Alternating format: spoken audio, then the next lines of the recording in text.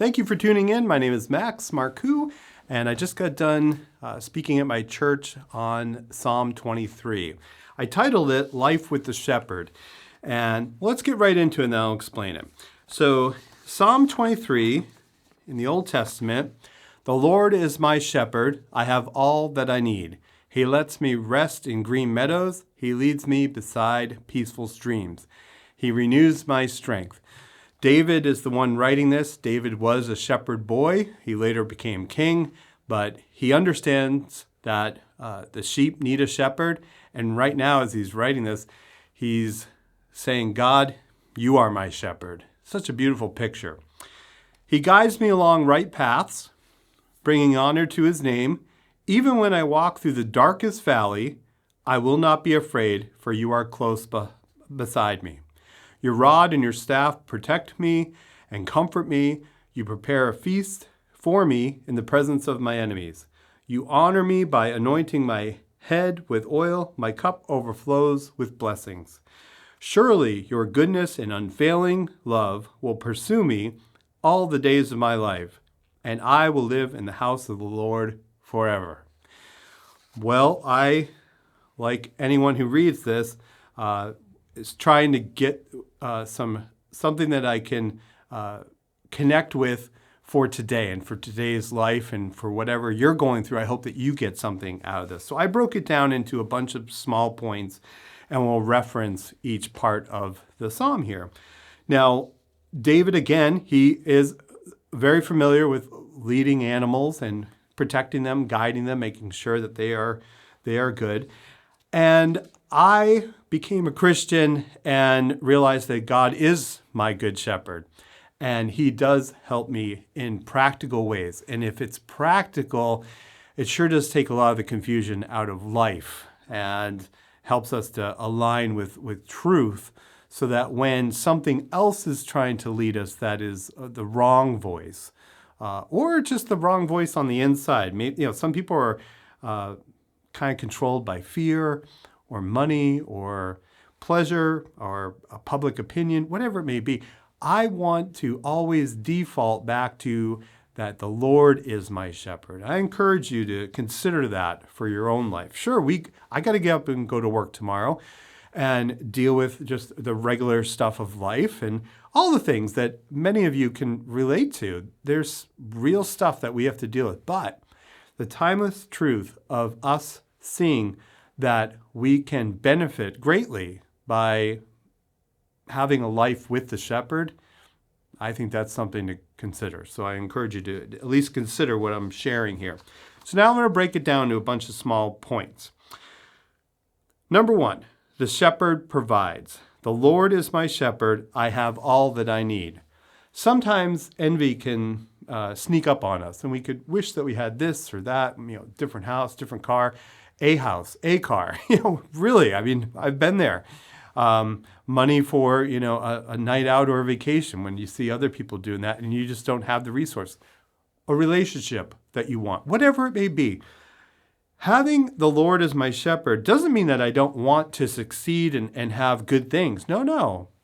I just mean that the Lord is my shepherd. I have all that I need is a place where I can come to and say, it's okay. I may not have everything I want right now, but I have all that I need. And that is I have a relationship with God. And he is going to be there to help me. We'll keep going and you'll see more and more why. Number two, the shepherd gives rest. He makes me lie down in green pastures. I know for me, when I'm exhausted, that's when I'm at my worst, meaning I don't make the best decisions. I don't have the most patience, and I can be in danger of having a bad attitude. So I have to get rest. Sometimes I'll be like, you know what? If I worked all day and I have to work in the evening too, if I can just sneak in a half-hour nap, sometimes it's a complete game changer. So getting some rest, it can be something that's so practical. And some of you may say, Max, that sounds real nice, but I don't have time for that. Hey, I hear you. Plenty of times I have not had time for that either. But realizing that God will eventually be able to help us to navigate our schedule so that we can get some rest is something that I don't want to lose hope in. Number 3, the shepherd restores. He leads me beside peaceful streams. He renews my strength. Two things there. Sheep, they don't like to be around a rushing river. They get nervous. Peaceful stream, that's a good place. That way they can get good, a drink of water, and they can also relax. If you've ever been out in nature, if you hang out with me, you know I love to get out in the woods and getting along the Charles River, out in like Wellesley or Dover, just west of Boston, where I typically go to do my nature photography. As soon as I get down there by the peaceful river, I just feel the tenseness in my body just release. I swear if I had a blood pressure machine out there, my blood pressure would be lower. Why? It's just something about being out there around the peaceful waterways. And he renews my strength. I don't have a whole lot of time off, but I do try to make little bits of time to just get out there on a break. And I don't go into the wilderness with headphones on, although I obviously love music. If you're listening to this, I'm in my studio here with all the fun toys, all the instruments. But I love the sound of nature and connecting with God through a simple little prayer, just saying, God, thank you for this. Thank you for this time. Thank you for all that you've provided. Having an attitude of thanks and being out there in nature, it totally renews my strength. Number 4, the shepherd leads. He guides me along right paths, bringing honor to his name. I used to do whatever I wanted to do. And I think that's how a lot of people live their lives. It's whatever they feel. The problem with that is that you may feel the wrong kind of feels. And when I connect with the shepherd God, I want to know, where is he leading me? And it's not about where I go, according to my own will. I want to go on the paths and make the decisions based upon what I believe God is guiding me to do in the best interest of everyone, in love, in kindness, in gentleness, and being somebody that is self-controlled. So he guides me along right paths, bringing honor to his name. I had a bad reputation when I was young. So when I became a pastor, and even if I never became a pastor, I started to conduct myself with a lot more kindness, a lot more patience. And my attitude was better. And people would ask me, well, what happened? You changed. You're not the same kind of person you were when you were younger. Well, that brings honor to God. And that's an opportunity for me to just share my simple testimony. It's not that I ever push God or the Bible onto anyone. I just want to live a life that I feel is honoring God with my life. And if people want to know about that, I am happy to share, but I'll never be pushy. Around here in New England, people do not like pushy people.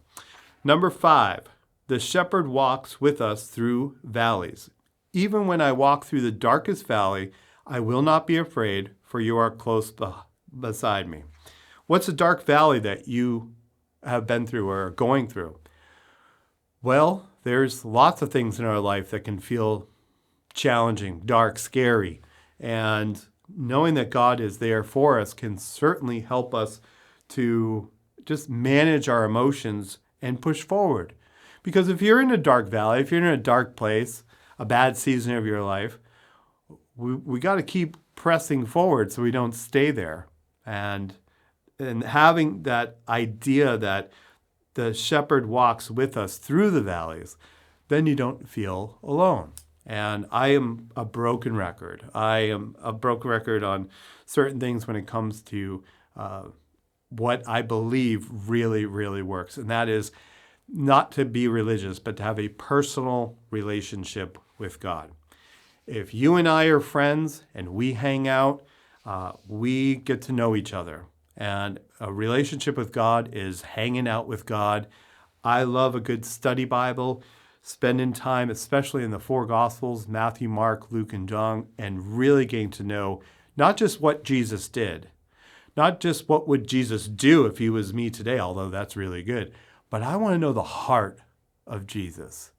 And when I spend time with him in the stories, over and over, not to be read once and done, but over and over, I start to see my life, hopefully, representing that kind of way of life, living like Jesus. What would Jesus do? Well, that's what I should do. All right, let's keep going. Then, let's see. The shepherd protects. Your rod and staff protect and comfort me. Picture David, shepherd boy, and he's got one of those big rods with the hook on the top, and a sheep falls into a stream and it can't get up the bank, and maybe it's in danger of drowning. David could take that hook on his shepherd's cane and hook it around the neck or the leg, whatever, and bring that sheep up to safety. So that hook is to protect. Then there's the other end. I'm going to imagine if I was a shepherd, and I'm pretty sure in biblical times, the end of their shepherd's staff was pointed, because let's say a wolf is coming to attack one of the sheep. David, the shepherd boy, could poke that and say, "Hey, not happening on my watch. These are my sheep, and you're going to have to find lunch somewhere else." So the idea is that God is there to help save us from ourselves. Sometimes we slip and fall, but he's also there to say, "Hey, don't try to harm my child. You and I can be children of God." It's a choice, because if we don't connect with him because we don't make time for him, then we may feel very distant. But I think the reality is, especially as I've been with people on their deathbeds, they all feel a connection to God at some point, especially when things are forced to slow down. So why wait is my point, when you can reap the benefits of having God as our shepherd at every stage of your life. So, I love it when young people, like teenagers in high school, get a hold of this concept, because then they start to make better decisions and they don't waste a ton of time. And, that's a story for another day, but something to think about. All right, the shepherd pursues. Surely your goodness and unfailing love will pursue me all the days of my life. That's a biblical truth that we see all through the scriptures, and it's important to remind ourselves that God, he has unfailing love. Break that down. Unfailing love for you. It's just like a relationship with somebody here on the earth. We can reject that or run away from that, or we can embrace that. Unfailing love that will pursue me all the days of my life. I love just thinking about this truth over our lives. The last one, the shepherd brings us home. I will live in the house of the Lord forever. One day, life will be done here, and I'm not worried about what's happening with me and my soul after life on the earth here. And unfortunately, if you are gripped by fear of death and the end of life, it can rob you of life. I've seen many people just robbed, meaning like they're just terrified of that day and they think about it all the time instead of enjoying today. We don't know about tomorrow, so why worry about tomorrow? We're going to live the best we can to be healthy, both physically, emotionally, spiritually, so that we don't have to worry about that. When I hang around guys in their 90s, and thankfully I've had some really close friends in their 90s, they know that they don't have a whole lot of years left. Mathematically, they're not stupid. They understand the stats. They've already outlived the average person. And they're not scared of death. I remember just listening to some of them, and they were so full of just life and not worried about, the afterlife, because they knew that they had a place in heaven all scheduled and booked for them, because they had invited God into their life and they had a tight relationship with God. Them and God had a tight relationship. And it's just beautiful. Now, I'll finish up. John chapter 10. So now we're in the New Testament. Jesus says, I am the good shepherd. The good shepherd sacrifices his life for his sheep. And you can do a whole study, and we'll do it sometime soon, on what Jesus really did for us in sacrificing his life. But he's saying, I am the good shepherd.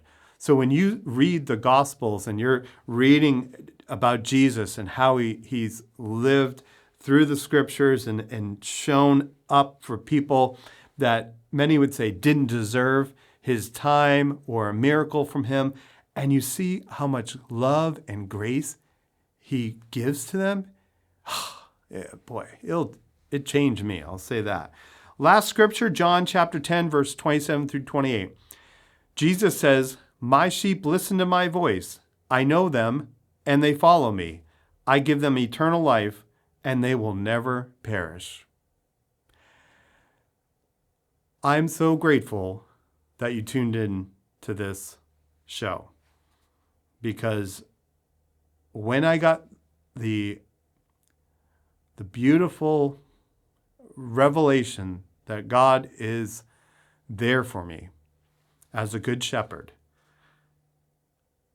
my life changed. And because my life changed, I was able to conduct myself in ways that prior to that I wasn't capable of. I needed a higher power in my life. I needed all the things that we just read about in Psalm 23. And I'm so grateful that's available for you. And I do encourage you, read Psalm 23 over and over and allow it to sink in, not just to your head, but to your heart. And when you have the shepherd, God, in your life, you will have provision, you will have a peace that really just sometimes doesn't make sense. Others will be having the same kind of situational factors, same kind of day as you, and they'll be living in fear and you'll be in peace. It's amazing. You'll have direction when others are just wandering, wasting time. You'll have hope, and I'm just believing that if you take a little time to get into studying the Bible for yourself, praying and talking with God, listening to God through the scriptures and through just sitting out in nature by the river. Maybe I'll see you out there. I believe that your life is going to improve. So I'm going to say a little prayer, and thank you again for listening to this. Heavenly Father, thank you for being the shepherd. Thank you that you know each of us by name. Help us, Lord, to get to know you better, and that we would follow you and learn from you.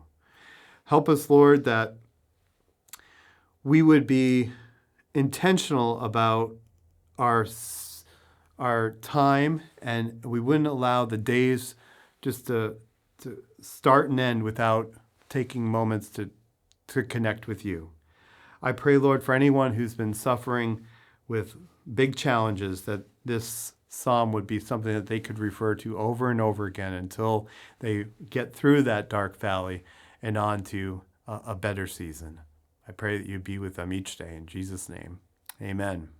Thank you so much for tuning in. My name is Max Marcoux, and if you want any more information, you can go to elevationchapel.org. If you're ever in the Boston area, we're about 20 minutes west of Boston in Newton, and stop by. I'd love to meet you.